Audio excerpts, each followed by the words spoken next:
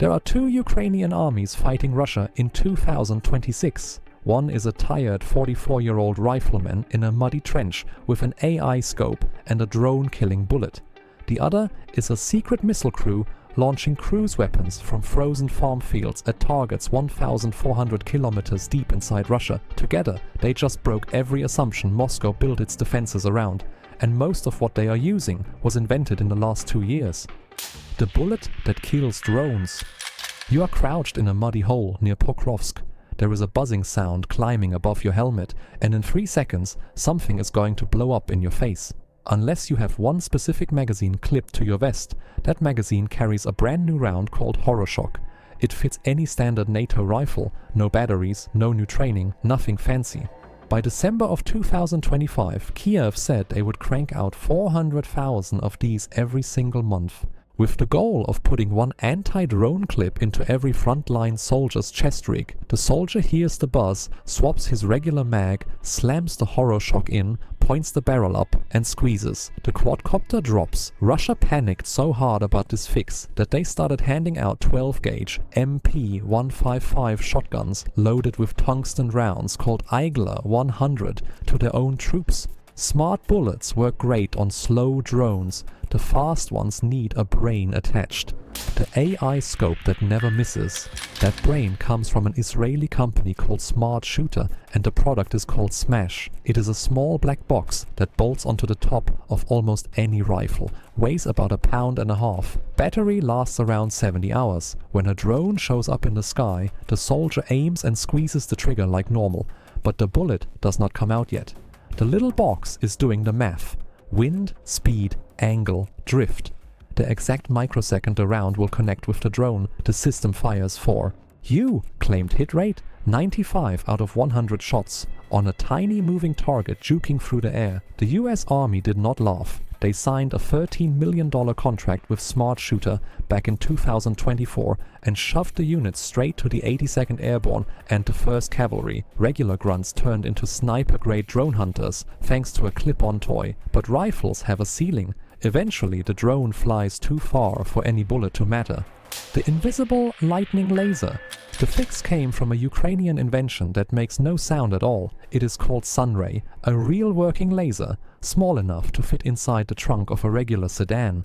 2 soldiers drive it anywhere on the front, set it up and aim it at the sky. When a drone wanders into range, the beam burns clean through the airframe in seconds. The drone just falls. The Ukrainian engineers who watched the first live test had 2 words for it. Invisible lightning, no bang, no flash, no beam visible to the eye at all. The bigger version is called Slim Beam, weighing around 50 kilograms, about 2 stuffed gym bags. A 2-person crew sets it up in minutes. Hard kill range 800 meters. Camera blinding range a full 2 kilometers. That is over a mile of damage you cannot see coming. Both lasers got their first money from a Ukrainian defense incubator called Brave One, which has already backed more than 470 wartime projects since launching in 2023. So how is a country in active war pulling this tech off in 3 years? Because they had no choice. The robots that do not bleed. Ukraine was running out of people, fast. Brigades are now operating at 30 to 60% of authorized strength. The average frontline soldier is 43 to 45 years old. Defense Minister Mikhailo Fedorov told CNN that around 200,000 troops are missing without leave, and roughly 2 million men are dodging mobilization entirely. So Kiev built robots to fill the shortage. Over 280 Ukrainian companies are now building them. They call them UGVs, short for unmanned ground vehicles. Some haul ammo and food forward, some drag wounded fighters back under live fire, a few carry mounted machine guns and just sit in kill zones, waiting. In late 2025, one of these robots held a frontline position by itself for 45 straight days. No humans on site, only the machine. Mykola Sienkiewicz from Ukraine's 3rd Army Corps summed it up in 5 blunt words. Robots do not bleed. The 3rd Assault Brigade alone moved 200 tons of supplies in 1 month using only UGVs, the workload of 10,000 human soldiers. Brigadier General Andrei Beletsky says these machines could cut infantry needs by 30% by the end of 2026. But for all the steel rolling on the ground, the deadliest weapon in this war flies.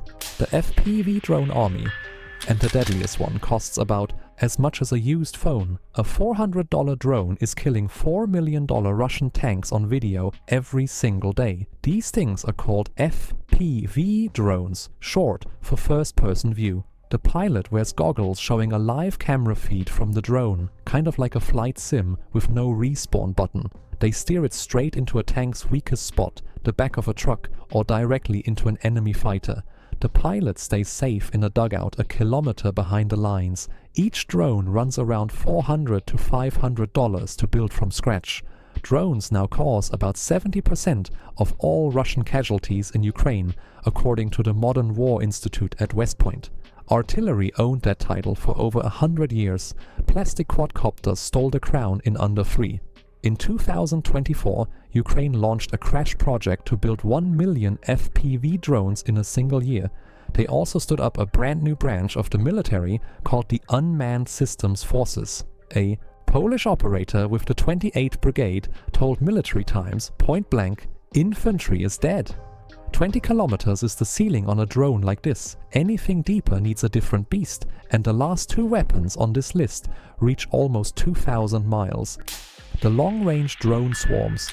That beast is the long-range strike drone, bigger than a quadcopter, slower than a cruise missile, and way cheaper than either. The headline act is the Lyuti, built by Antonov. Range around 750 kilometers, cost under $200,000 per unit. Beside it flies the UJ-22 from Ukrejet, reaching a full 800 kilometers. Then comes the FP-1, made by the same startup behind the Flamingo. Dozens of variants come out of secret Ukrainian workshops every week, some the size of a 2-car garage. The math stops working for Russia. A single premium Russian interceptor can cost 6 figures, so Ukraine fires huge waves of cheap drones at the same time. Moscow has to pick. Burn $300,000 shooting down a $400 drone, or let the swarm through and watch a refinery worth millions catch fire. Either way, Moscow loses money. In 2025, President Volodymyr Zelensky promised Ukraine would build 30,000 deep strike weapons that year.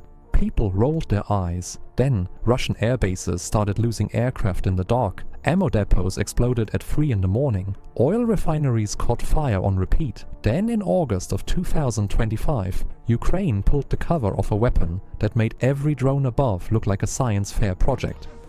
The pink missile Russia fears most.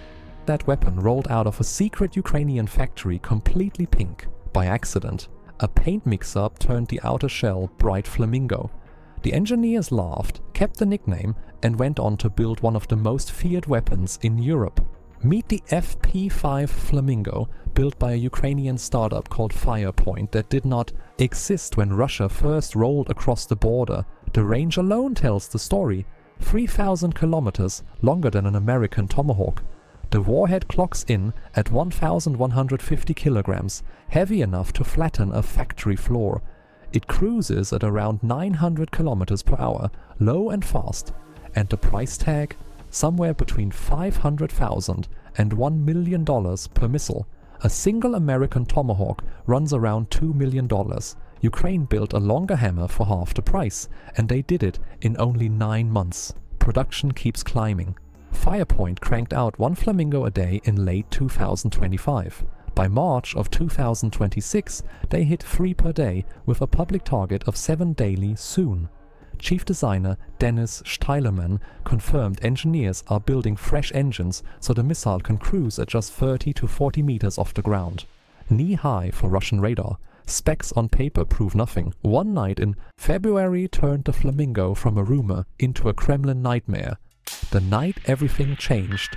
2 in the morning, February 20th, 2026. A frozen Ukrainian farm field. 6 launch rigs creeping into position in total darkness. Every headlight switched off. This was the 3rd Flamingo strike inside Russia in 12 days. On February 8th, Ukraine had already hit the Kapustin Yar test range.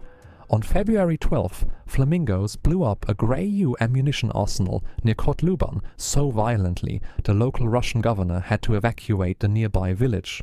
10 days later, the crews were back in another field, this time aiming much deeper. 6 FP-5 Flamingos ignited almost in sync and lifted off into the night sky. First target, an FSB facility near Armyansk in occupied Crimea. Second, Kapustin Yar a second time. And the real prize, the Votkinsk machine building plant. Why Votkinsk? Because that one factory builds Russia's Iskander ballistic missiles, the exact weapons. Moscow has been firing into Ukrainian apartments, hospitals and schools for 4 straight years. Votkinsk sits 1,400 kilometers from the Ukrainian border. Everyone in Moscow assumed it was untouchable. Russian air defense intercepted 2 Flamingos, 4 punch through. Satellite photos the next day confirmed direct hits on the factory floor from a frozen farm field, built in secret, painted pink by accident. The era of Russia hiding behind distance ended in one night.